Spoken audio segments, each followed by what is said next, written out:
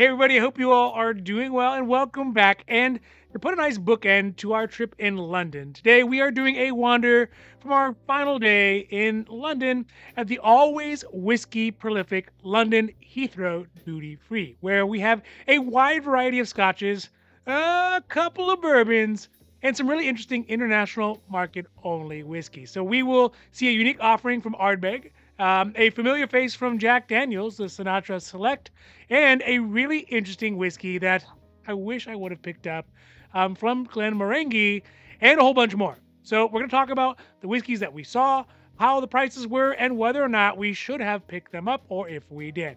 Now, before we get to it, if you like these videos, if you like the wanders, if you like the hauls, the reviews, the unbottlings and unboxings, and really all the great stuff we got cooking up for you, don't forget to like and subscribe because it does really help the channel to grow, and we super appreciate that.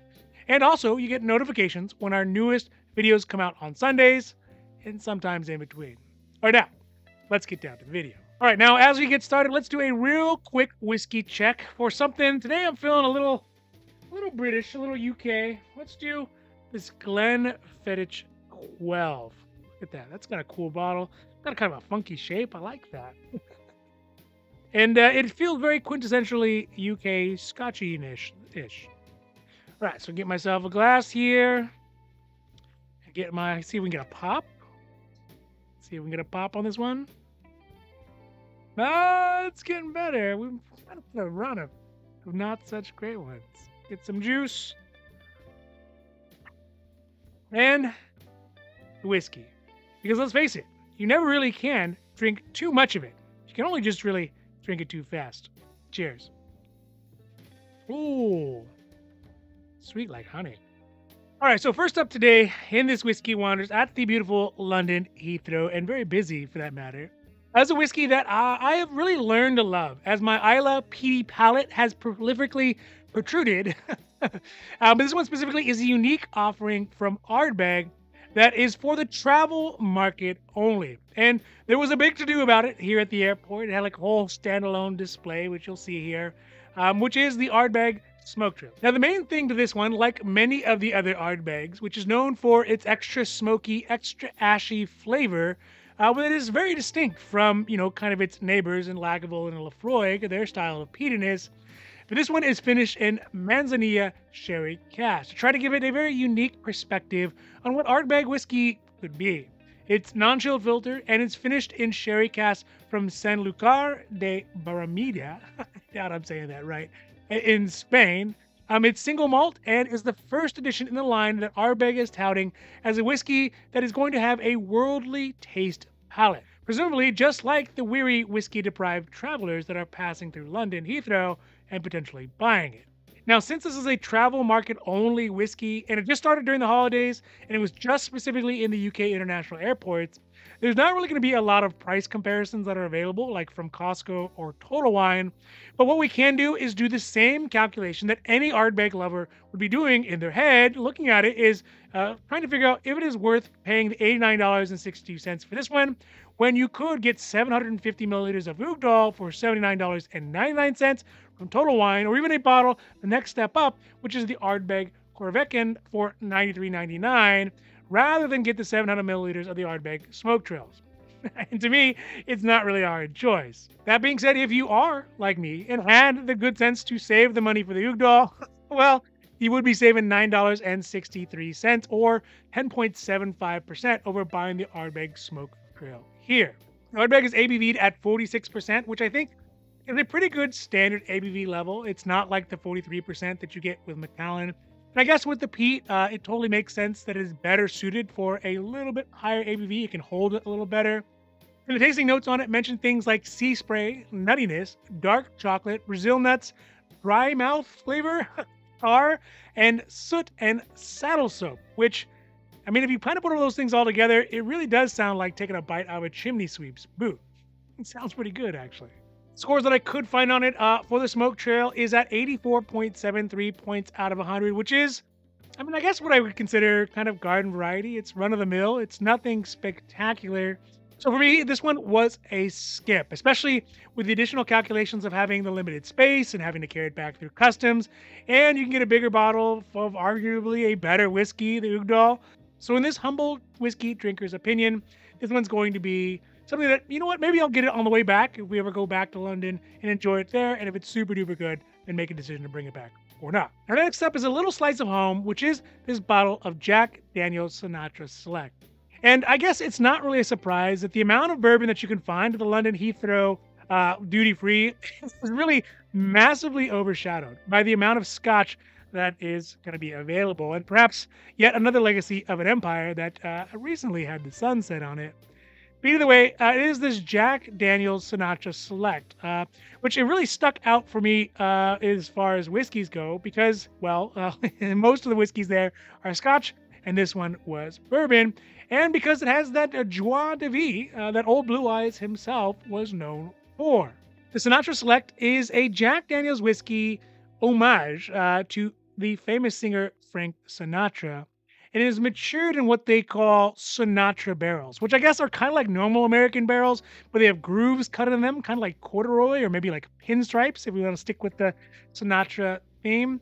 And the idea is that those grooves in it allow the whiskey to have more exposure to the barrel and maybe give it more flavor, etc., etc. And it's composed of whiskeys that is 80% corn, 8% rye, and 12% malted barley. Here at Heathrow, we can see that the cost on the Sinatra Select is at £117 and 79 pence. Maybe that's what those are. And that comes out to $140.75 in greenbacks, which is really kind of a hefty price in comparison to what you could get this one at Costco for $109.99, or at Total Wine, where we got it for $119.99. But you know what? Prices there, they are staying competitive with Bevmo. Under at $149.99 that Bevmo is selling it at. So I don't know, man. Come on, Bevmo, get it together. Anyways, if I was to pick up the Sinatra Select here at Heathrow, I would definitely not have been singing My Way. No, because, well, I would have been overpaying for it than the Costco price by $30.76 or 21.85%, which, needless to say, it's no bueno. Now, the ABV on the Sinatra Select is at 45%, which you can see here, which is definitely a bit higher than what you would normally be used to if you're a lover of Old Lucky Number 7, Jack Daniels. And the tasting notes on it mention things like banana nuts, caramel, coffee, and a thin mouthfeel with a lack of complexity, which, again, if you are an Old Lucky Number 7 lover, you'll be accustomed to as well. All right, I'm just kidding. I'm just kidding, Jack Daniels lovers. I like Jack Daniels too. Look, here, we'll do it. Just show it's a good faith. A shot here. No, it's alcohol abuse. So did Jack Daniels. Just got to do it sometimes. Oh, delicious. I'll wash that down. Anyway, so the overall score that I saw when I put together the scores that I could find online for the Sinatra Select, it got a kind of underwhelming 86 out of 100. So for me, this one's going to be a pass because, one, I already have this one. Two, I still need to try it. And three, I can get it less expensive back here on this side of the pond. So this one was going to be a pass. Now, last up is a bottle that I think I most regret for not buying in this wander, and I wish we had more space, which is this Glenmorangie Signet. Now, Glenmorangie is one of the first scotches that I ever really had the pleasure of tasting, of course, alongside with Macallan. But I've always really enjoyed it. And seeing the Signet, a high-end luxe product from the distiller, from Glenmorangie, and the fact that it's produced using chocolate malted barley is something that I am super interested in to try because I love the Shibui, which has a very chocolate malt flavor, and I'd be interested to try a Scotch version of that. Now, I've seen it multiple times here in the US, but every time we've seen it, we just couldn't pull the trigger on it. Although it is a non-age statement version, it is made with Glenmorangie whiskey that is aged in ex-bourbon cask, which is a plus, plus sherry cask, which seems to always be pretty good, and for a very short time, it is aged in virgin oak. Give it a little bit of that oak spice.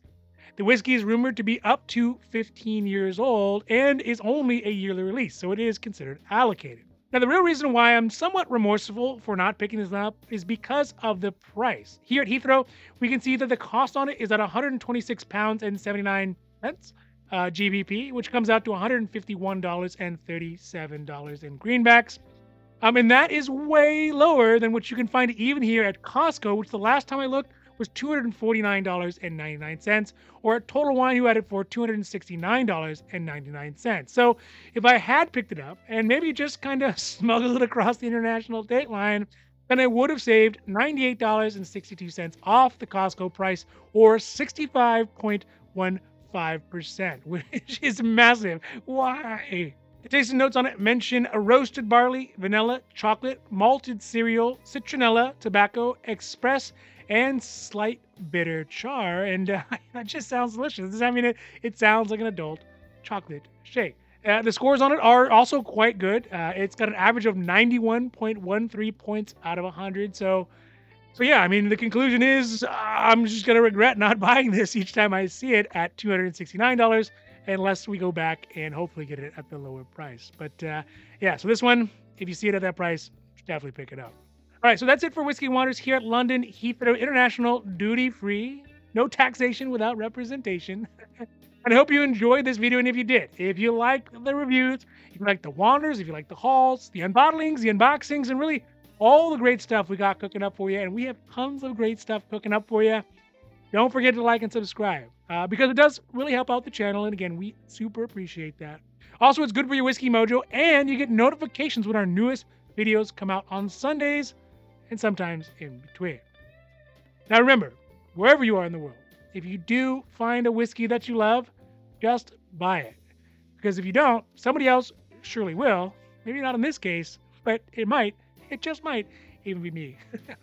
Anyways, I hope you all have a great rest of your week. I'm out, and adios.